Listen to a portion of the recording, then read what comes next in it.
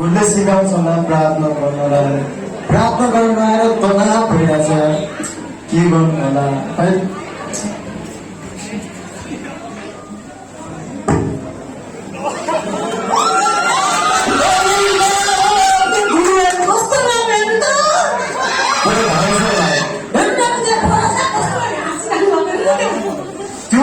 त्यो मेरो तर त्यो चाहिँ कहिले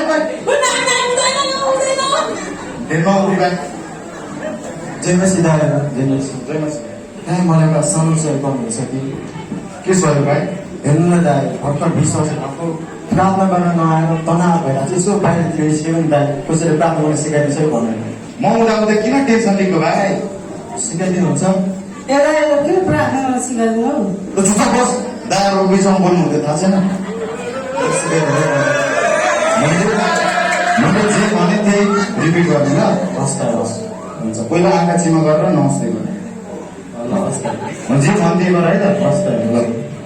हे प्रभु, हे प्रभु, हजुरलाई धन्यवाद। हजुरलाई धन्यवाद। हजुरले हामीलाई चुवाक केटी दिनुभएको छ। मैले सिकाउनु पऱ्यो गर्नु भाइ। तपाईँहरूले केटी मान्छे पुरा चुवाक गर्नुहुन्छ, राम्रो प्रार्थना गर्न सिकाउने तपाईँहरू पनि आउँदैन रहेछ।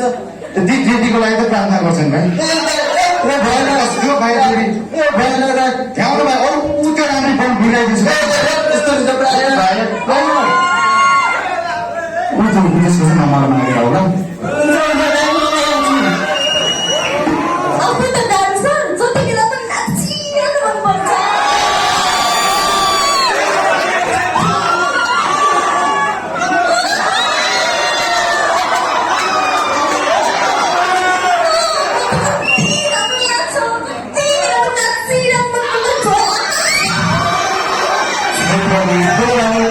सिकाइदिन्छ होला मलाई। यसो बाहिरतिर सिक्यो दिदी, यसो प्रार्थना गर्न कसरी सिकाइदिन्छ कि भनेर दिदी। हो मलाई राम्ररी सिकाइदिनुहोस् है। एकदम राम्रोसँग सिकाइदिन्छु। म जे बोल्छु नि त्यही बोल्नु, हस्, अन्त जे गर्छु त्यति गर्नु ल। हस्, हुन्छ। हस् त। हुन्छ। प्रभु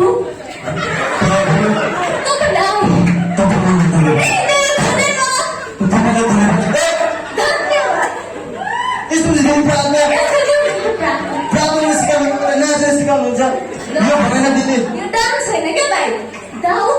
दाउदले पनि परमेश्वरको प्रशंसा नि नाचेर भनेका थिए।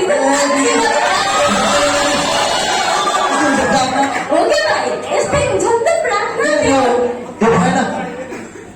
भएन भएन भएन भएन भयो त्यसो भए म आफै गर्छु, तिमीलाई म सिकाउँदिन। गएँ म।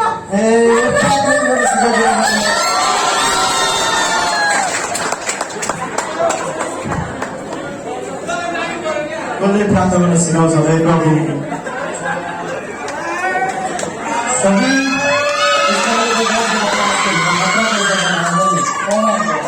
उता विश्वास नभने नभने जेमसी दाइहरू जेमसी जेमसी दाइ म एउटा समस्या गर्नुहुन्छ कि? भन्नु भाइ। हेर्नु न दाइ, भर्खर विश्वासी भएको प्रार्थना गर्न नआएर तनाव यस्तो बाहिरतिर निस्केको, यसो तपाईँलाई प्रार्थना गर्न आउँछ कि दाइ? ए भाइ दाइ उद्योग किन टेन्सन, यहाँ बिचमा बस्नु म सिकाउँछु तपाईँ।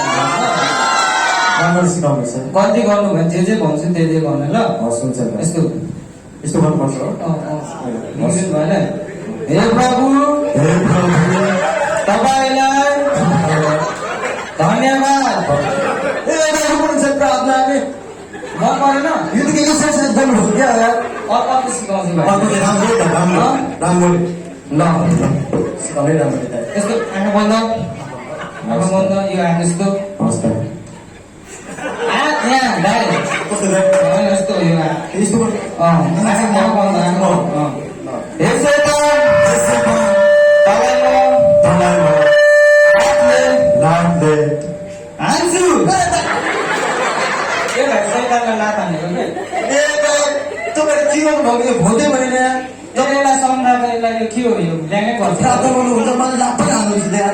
राम्रो सिकाएको क्या भाइ तल मैले। ए तपाईँको भोटे लाग्यो? यो ल्याङ गरेर चाहिँ छोडिदियो, यसलाई तास प्रार्थना गर्ने आयो सिकाउँछ ल। Girls, follow me. Oh,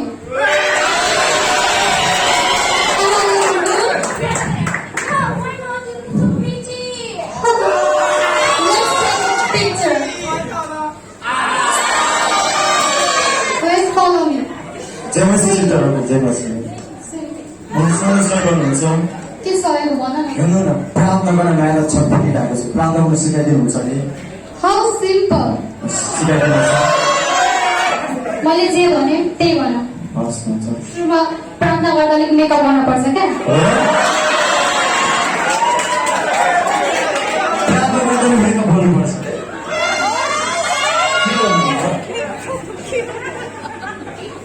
राम्ररी सिकाइदिनु है भइहाल्छ नि मैले जे भने तिमी पनि त्यही भन हे प्रभु हे प्रभु मलाई त्यो राम्रो बनाइदिनु भयो यति राम्रो बनाइदिनु मलाई त्यो राम्रो जिरो फिगर दिनु भयो राम्रो जीवन मलाई त्यो राम्रो गाला दिनु भयो त्यस्तै हुन्छ प्रार्थना त्यस्तै हुन्छ प्रार्थना How disgusting त्यो प्रार्थनै प्रार्थना कुनले गर्न सिकाइदिन्छ Follow me.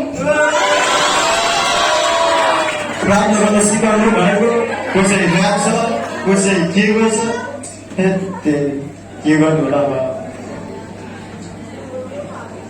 तर मलाई एउटा आशा छ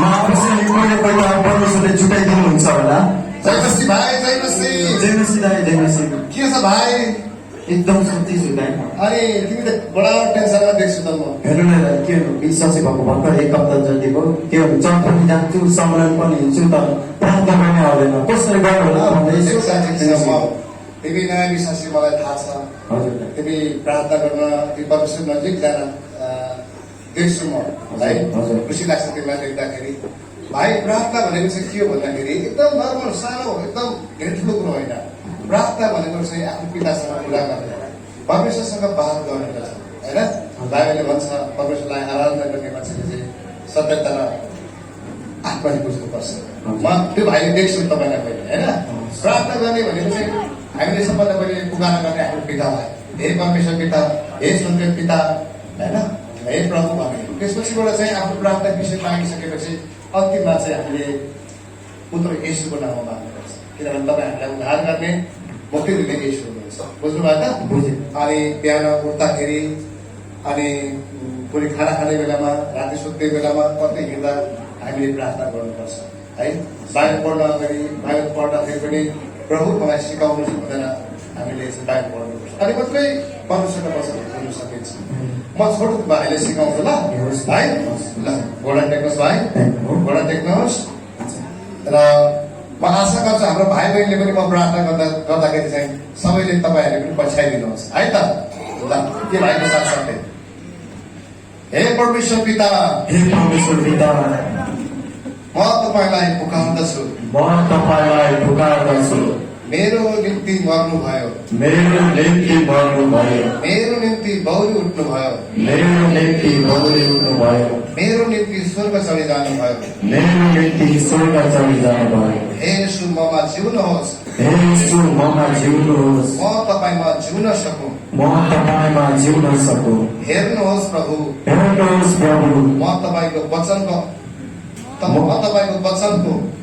तपाईँको वचनको अभिलाषा गर्दछु अभिलाषा गर्दछु मलाई सिकाउनुहोस् मलाई सिकाउनुहोस् यो व्यक्ति प्रार्थना यो व्यक्ति प्रार्थना येशूको नाममा यीशुको नाममा आमेन। आमेन। धन्यवाद